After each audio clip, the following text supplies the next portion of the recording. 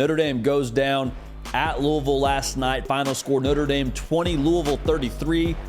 There's a lot to unpack now with this for Notre Dame because history would tell us Notre Dame more or less eliminated from college football playoff contention.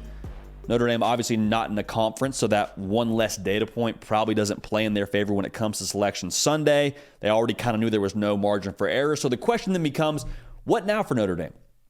Like, what do we make of this Fighting Irish team? What's really left for them at this point in time, the rest of the season? I don't think it's just a lost cause. I don't think you just say, oh, well, we're not making the national title. We're not going to make the college football playoff.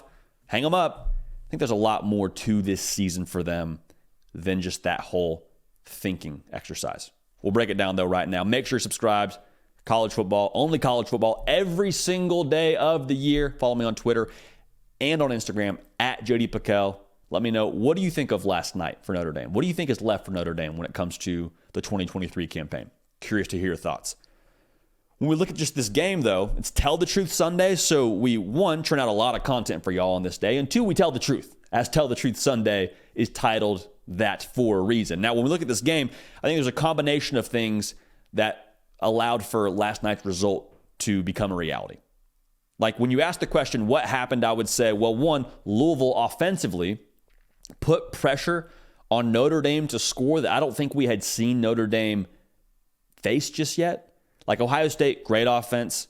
I mean, you look at Duke and what they did offensively. Riley Leonard is a tremendous talent. But Notre Dame last night, it felt like was asked to keep pace with Louisville and didn't have the gas to do it. And some of that, too, I think, goes into Notre Dame getting out of their game plan. I mean, they had 3 interceptions, averaged 1.6 yards a carry. It's 44 rush yards on the night. Like, that's not Notre Dame's game. They want to play game control. They want to impose their will on you. They want to be the one to set the pace. Hey, we're scoring 30, but only if we decide we're scoring 30. Like, that was kind of the feel. And so the response mechanism for Notre Dame I still think is tremendous, but when you look at what they had done leading into this game, it's a tough spot, man.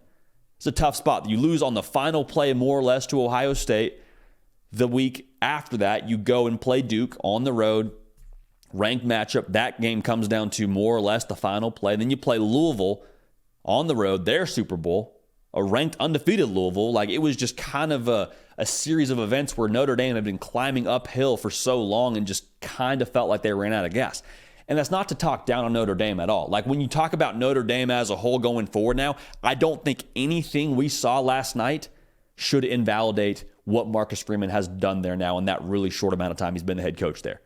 Like, you look at Notre Dame pre-Marcus Freeman and where they're at right now, I see a gritty football team. I see a tough football team. I see a talented football team. Went out and got Sam Hartman to be the quarterback of that team, and they were much more potent offensively, I think, than they were previously. Like, this is still a team that I think can make a ton of noise when it comes to the rest of the 2023 season. I think should still very much so be in that conversation for a New Year's Six Bowl. And when we talk about this season for Notre Dame going forward, like the whole where to now, what now for Notre Dame, for me, it's about providing trajectory for the future for the Fighting Irish.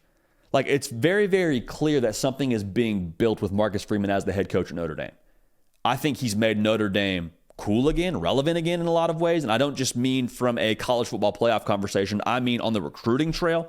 I think he's doing things that we haven't really seen in terms of how they're recruiting in my mind. Like, I think he's made them a brand new kind of Notre Dame for recruits with the way they're doing this sounds funny to say, but like the way they're doing photo shoots. Like, we didn't see the whole gold throne thing under Brian Kelly. It's not to knock Brian Kelly. I'm just saying I think Marcus Freeman has made Notre Dame cool again, and they're providing proof of concept now. And so the rest of the season for Notre Dame, it's not just about recruiting, but I think it's about laying the foundation and setting the temperature for what the Marcus Freeman Notre Dame is going to be going forward. 2 losses. Nobody planned to have 2 losses at Notre Dame. Nobody planned to have 1 loss at Notre Dame. The standard is the standard. It's to be undefeated, to go play for a college football playoff, to go play for national titles. Like, that's what they expect at Notre Dame. More power to them. I love that. You don't settle for mediocrity.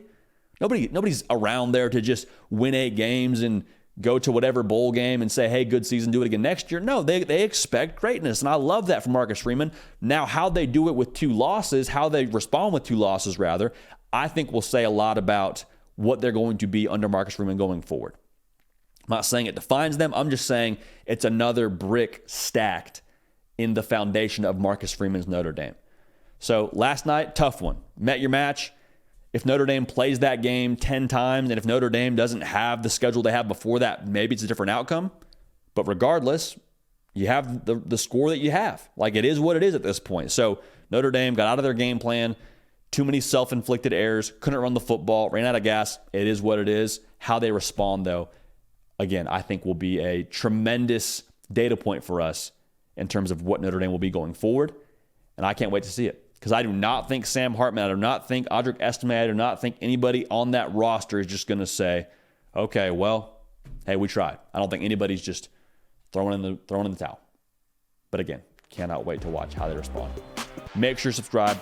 College football, only college football, every single day right here on the Hard Count on the On3 YouTube channel. We love y'all. We appreciate y'all. We're going to keep this party rolling. We will see y'all next time. Hey y'all, thanks so much for watching. Subscribe to the channel here to make sure you don't miss an episode of the Hard Count. Also be sure to check out other videos on the On3 YouTube channel.